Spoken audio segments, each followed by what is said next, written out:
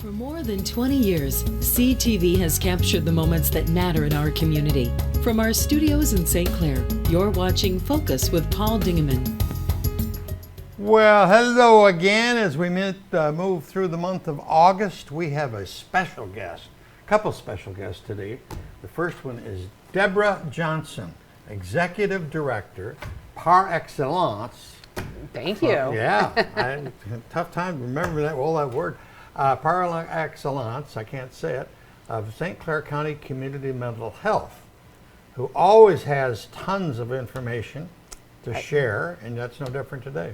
No, it's not. In fact, I think there's an extra amount today. Oh, good. Of good things. Oh, good. Yeah. Good. So. Yeah, we don't want any bad things. No, I don't think there's anything bad today. All right, well, let's get started. Recovery Summit. So we've been doing the Recovery Summit for, this will be our 4th annual. And we actually started during COVID, well, when the year COVID happened, it was going to be an in-person, like, big conference at the convention center. Well, then COVID happened, couldn't do that, so we said, we'll do webinars. And we decided to piece it out, like, over the whole month of September. So people could hop on for 1 hour, catch one of the webinars, get free CEs, etc. So it was super successful. We had hundreds of people attend most of the sessions that first year, and it's been really the same ever since. We thought, well, it's less expensive to do it that way. We don't have to rent a hall, etc. And people seem to like it because it just takes 1 hour out of your day. It's not like booking off 2 whole days or whatever, 3 whole days to get training, because you still can keep up with your other things. So that is happening throughout the month.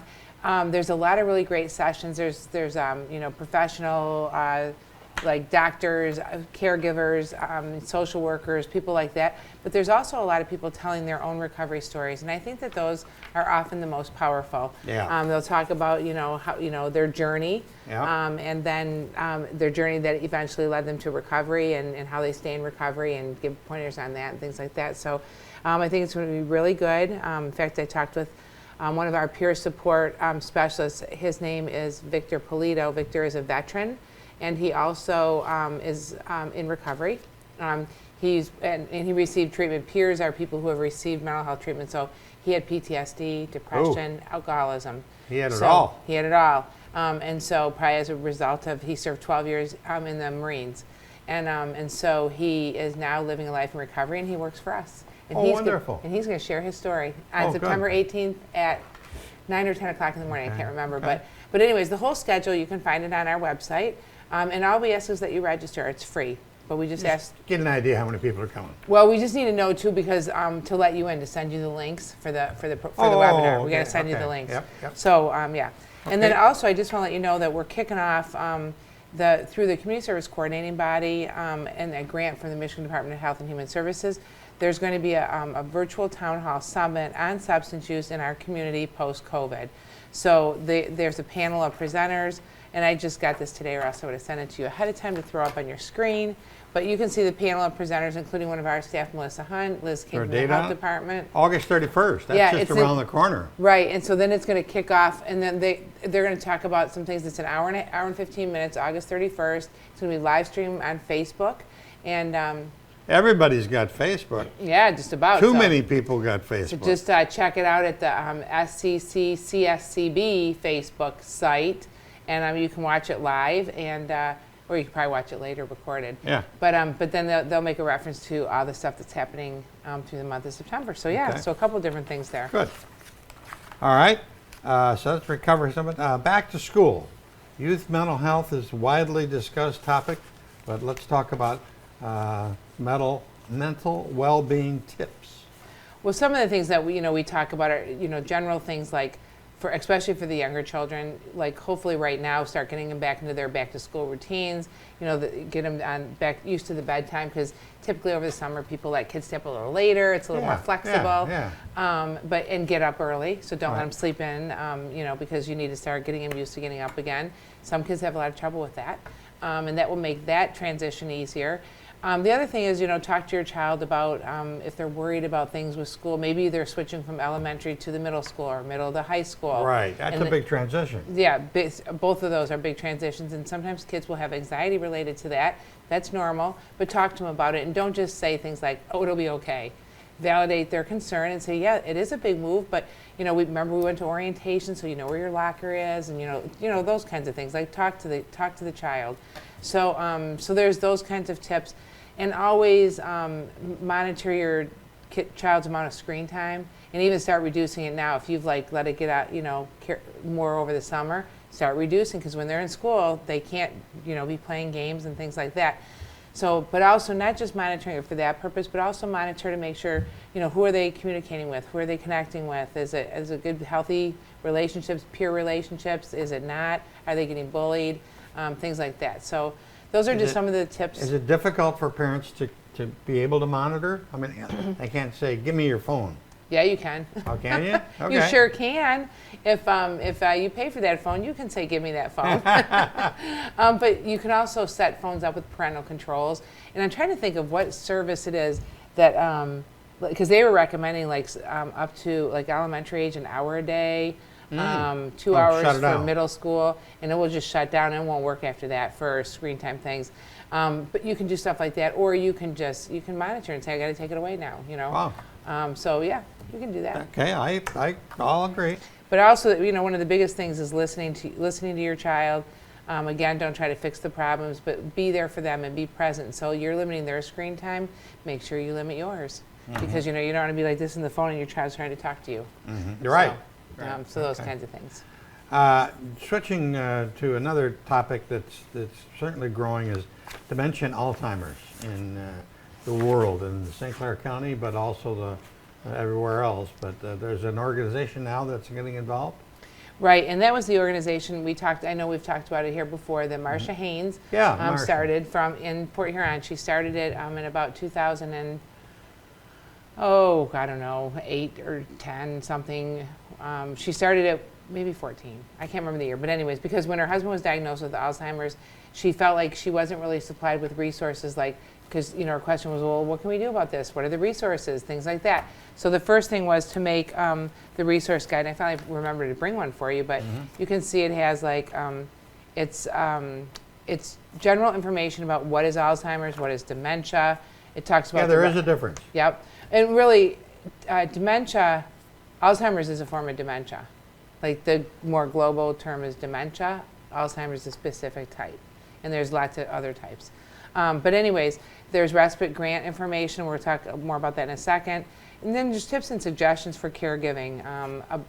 One of the first things is always to learn everything you can about it. Write questions down, talk to the doctor. And then there's a lot of professionals in the community that can help you with that stuff too.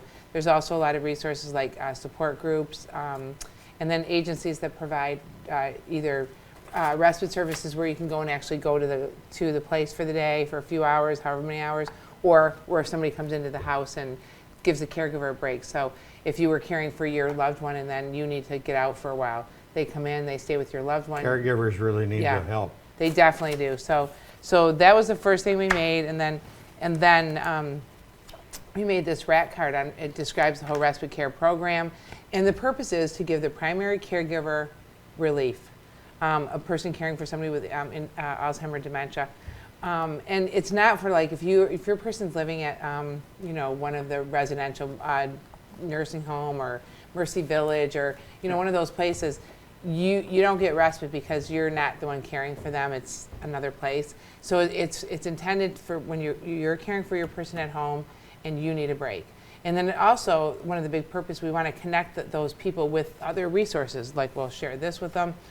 We'll talk about other programs that are available in the community. There's a lot of stuff through the Council on Aging. If people don't know about that, that's just a good site to go check out. Mm-hmm.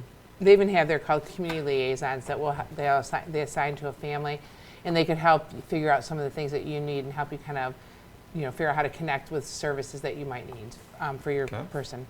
So there's that. So right now we're giving out those grants. This is the application. It might. Well, on the back side, it's an application. Yeah, or you can go right on the Facebook or website, and you can apply online. Just go into either info@dementia or DAASCC.org, and then there's a spot. To click for respite grant, and it takes, honestly, I helped a friend do it the other day.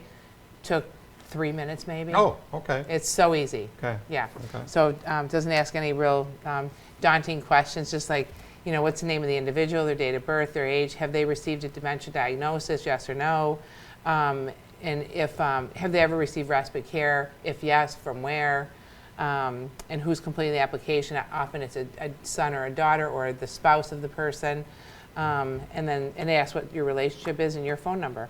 And why do you need the care? I would just write, because I need a break. And that would be good enough. I need a break. And then to help continue the funding, we do currently have Ralph C. Wilson Foundation funding, $25,000 grant award to spend on respite. And then we also had $20,000 ARPA funds, which is the American Rescue Plan Act funding from the county. So we have a fair amount of money available right now, so we're encouraging people to call and get the respite. And then to help fund on an ongoing basis, we have the walk run at September 24th. That's Marsha Haynes right there. Yeah. Now she's passed away. Is that her husband? No. That's Ted Bars. He used to run the Bars home for people with Alzheimer's dementia. Oh, yeah, okay. Yep. And then, Yeah, she looks good in that picture. yeah, so we still use her picture. We know she wouldn't mind. And so that's happening on, what time is it at? September 24th. Yep, and the registration, you can register in advance. There's QR codes. You can go on Facebook or on the website. Or you can do it that day, but if you do that, come at 10 o'clock. Walk is at 11 and 11:15. You can also sponsor if you want. All right. There's a lot of sponsorship opportunities. That information is also available on our Facebook and on the website. Okay. How do you pronounce it? NAMI? National Alliance of close. Mental Illness Chapter? Close. NAMI. NAMI, not NAMI, NAMI. NAMI. National Alliance for Mentally Ill. It's the nation's largest grassroots organization. It was started by some families who had people with in their family that had severe mental illness, and they were just like, how can we support each other? And then if they need to advocate for certain things, so they kind of worked together, and from the kitchen table grew to a national organization. We used to have a local NAMI chapter, and we lost the affiliate status. And when I say we, it wasn't me, because I'm not, NAMI's not run by Community Mental Health. It's run by people. Volunteers. Yeah. And so they let the status go at some point. We're trying to help get it back. We have a lot of really interested individuals. We just voted a board in last week. And so we have some great young people that have family members that have severe mental illness, and they are really looking forward to the support that this organization can provide to them. There's trainings that'll be coming up, like peer-to-peer training, a person who has mental illness training other people, family to family, a family member trains other family members, just about what it's like, and help them to have better strategies, coping strategies, resources, different things like that. So that's happening. The next meeting, oh gosh, I don't know the date of it. It's the 4th. September 6th? That's the walk. There's a walk. A NAMI walk is in Detroit at Wayne State University. That's going to be really cool. And if anyone wants to go, there'll be information on the NAMI of the Blue Water Area Facebook site, which is the new Facebook for that organization. And you can find out more information there. And also the meeting date will be posted, but it's the 4th Tuesday of the month. Okay. All right. Okay. What do you got there? What else do we got? Well, I got a thing called the roof. This I just got this today, actually, at a meeting I was at. Yeah. But September 11th has been designated as National Day to honor all veterans, and so there's going to be a focus on St. Clair County veterans in need, but all St. Clair County veterans will be welcome at the Council on Aging. They got a big event going on. Lunch you can get at any time, or the event is from 10 to 1. Lunch is served from 10:30 to 12:30. And so there's going to be, it says stop by for music, a meal, door prizes, and resource and other free giveaways. Good stuff. So for all of our veterans, everybody's welcome. We had some guests in here last week for that, and it's going to be a great event. And then one that's the next day, this is September the 11th, September the 12th, the next day, you're going to be on the roof. Yes, again, for I don't know how many millions of years in a row. But I will be on the Chuck Santoni and the sheriff. And not Chuck anymore. Chuck, no. Now it's Matt Markham. Yeah, And, I mean, you started with Chuck. Oh, yeah. And before that, I started with somebody else. Yeah, I can't Oh, remember. my God, I just Brian Harper. Yeah, right. And he actually. Right. Yeah. And he went into a different career, law enforcement. Yeah, right. Different name. Yeah. But anyways, him, then Chuck Santoni, and now Matt Markham. But so, and before it used to be me and Mike McCartan, Tim Donnellan, Mike Wendling. Now it's going to be Sheriff Matt King, Mike Wendling, myself, and we both groups have invited a lot of special guests up. And last year, between the group of us, all of us, and our friends that we invited up, raised $68,000 in one day. $68,000. Marvelous. And So- the money goes where? St. Clair County Child Abuse and Neglect Council.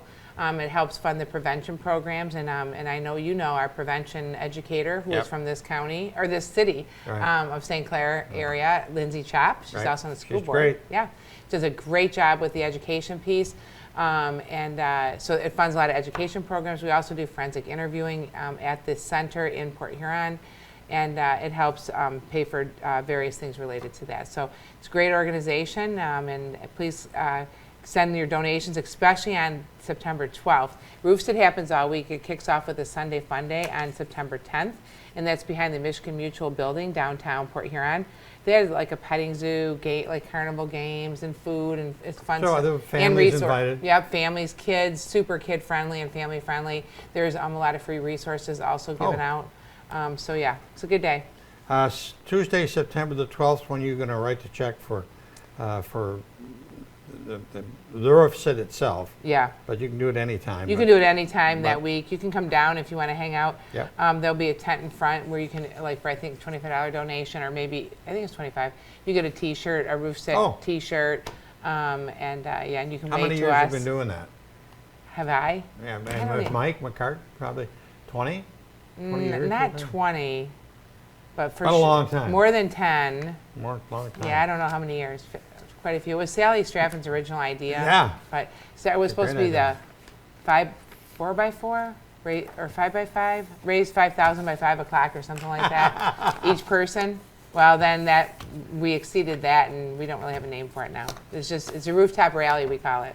You were correct when you said you had a bunch of information, but every piece of it was important. So I know. I want to tell you two more really fast things. you take as much time as you want. All right. Well, you know about the Empty Bowls event. That is a great event. Yes. It supports Mid-City Nutrition Program, the Right. only soup kitchen in our county. This is the 20th anniversary year, and I have been doing it every single year since the beginning. I help out with that. I used to be on the board, but I'm not anymore, but I still like to help with this event, and I love to go to the event. What's the date? It's September 21st. We should have Okay. it on the 20th, I guess, just because it's 20 years. But it's September 21st. It will be at Colonial Woods Church in Port Huron. Doors open at 4:30. Tickets are $25 in advance. Well, that's reasonable. 30 at You the- walk away with a bowl. A beautiful pottery bowl. There's professional potters, lots of them. And then there's also students. St. Clair Art Association donates bowls. A lot of places do. So all the money goes to help feed the hungry in our community. And it's not just through the soup kitchen. There's food pantries, and there's food trucks, mobile food trucks, all that stuff throughout the county. So we hope people will support the event. Okay. We have tickets at Community Mental Health for sale. I think they're being sold at maybe weekends downtown. I'm not sure. But also online you can get them. And then the last thing, we're just really trying to push TalkSpace. TalkSpace is an online therapy platform. Oh, okay. It's a great way to introduce you to therapy if you think you might need it or want to work on a little something with yourself, self-improvement. You get the first 3 months covered, no cost to you, and you get a individual face-to-face but virtual session with a therapist, a real licensed therapist. You can also have unlimited chatting with that person for the 3 months. And it's called Talk Space, all one word. Yep. And I've got to have a computer Or a phone. or a phone, and you can do it. Smartphone. And you get services for 3 months for free. Or you can also do for 1 year a self-guided app. So it's an app on your phone. Oh. And it has like over 400 interactive courses, meditations, webinars, parenting strategies, all kinds of good things. Online workshops, classes, daily journaling, reflection, prompting for you. Free. That's pretty cool. Yeah, they both are. So it's going to be, we're offering this for free for at least the next, until we run out of the funding. We have specific dedicated funds for this. When they're gone, they're gone. but we hope people will take advantage of it. How's everything in Marine City at your new facility? They all moved in? It's great. It's absolutely beautiful. We had a beautiful open house with the Marine City Chamber of Commerce, and we had the grand opening quite a bit ago. But actually, we're assessing keeping the old building open as well. Really? In fact, I was there before I came here today because we're talking about additional needs in the community that we think could be met by retaining that building as well. So we're looking at that.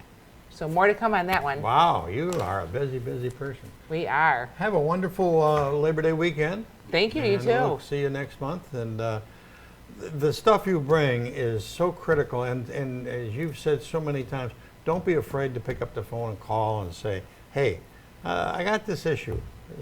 Can I get some help? Is that? And please don't be afraid to do that. That is absolutely right. You can call our Access 24/7, 888-225-4447. If you're in crisis, you can call 810-966-2575. And sometimes somebody actually texted me today about a family member that was in some need.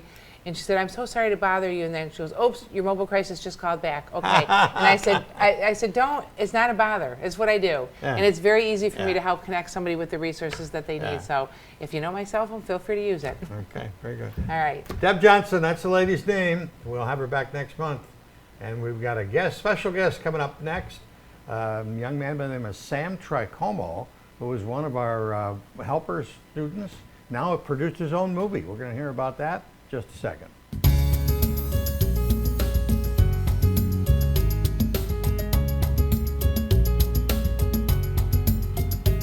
And we are back with a very special guest, Mr. Samuel Tricomo. Nice to meet you again, sir. Sam, you started with me 5 years ago, probably 4 years ago. Really? Wow, yes. All good times. You were a student at St. Clair High School. Yes. And you went to the digital media class. Yes. At RESA, the Regional Education Service Organization. I did. In Marysville to learn about radio and TV. Mm-hmm. You found out that was your interest. Yep. And where did it take you after you graduated from high school? Took me working for you. Yeah. Now I'm going to the College for Creative Studies in Detroit, Michigan, and I study film, and I love it so much. You're behind the DIA. Yes, I am. Yeah, I'm kind of hidden. People don't really know I'm there. Right. Yeah. Say the college again.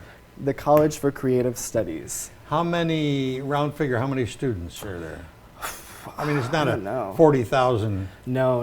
It's definitely more of like a small art school. I'd say maybe more like 20,000 range. It's the film department in itself is so small. It's very small, but it's getting bigger. It's still kind of relatively new.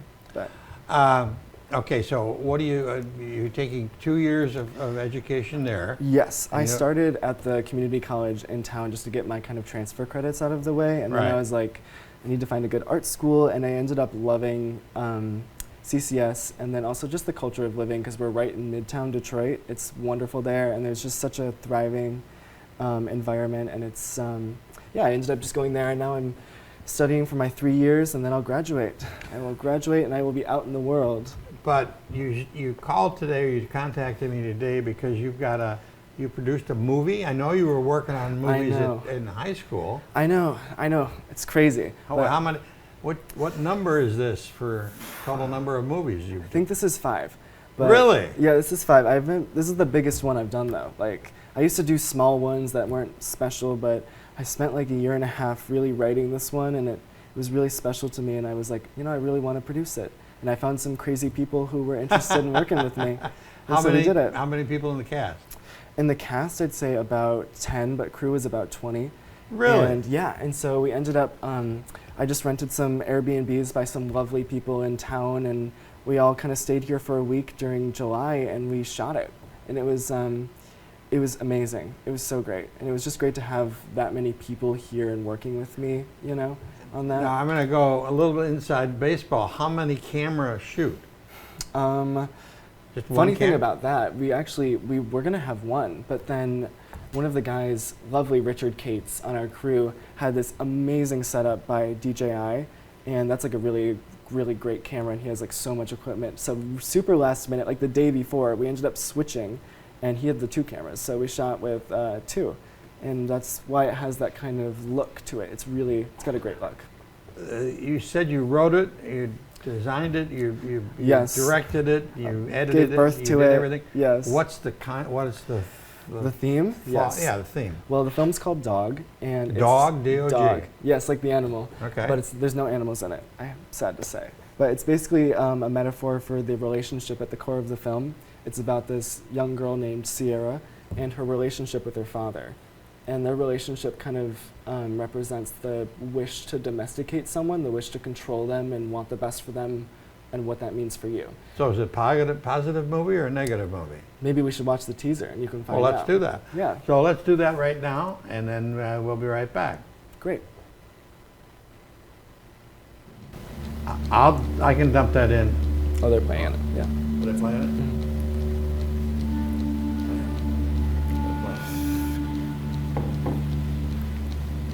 You have to cue me.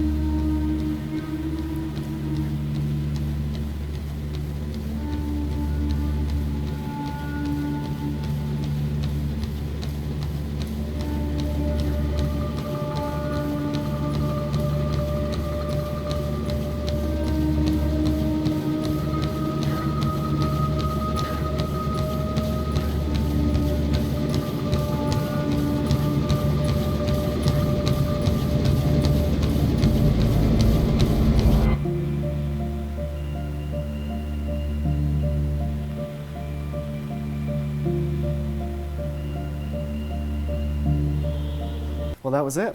That was it. Yeah. Well, that's pretty cool. It's pretty scary.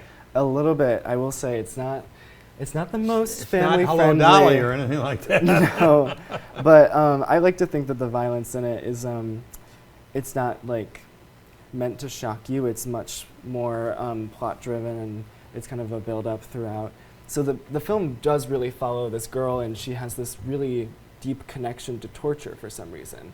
And the main plot of the film is kind of her family trying to connect with that and teach her how to be a successful person in the world, because you can't really move into society if you're really obsessed with poisoning your friends. You know? No. I mean, you can't. One or two is all right, but I not. know. Yeah. But no, it's I really loved writing it. It was so cool, especially because it felt like a really big challenge to myself, So where will you distribute it? Funny you ask. I'm not sure yet.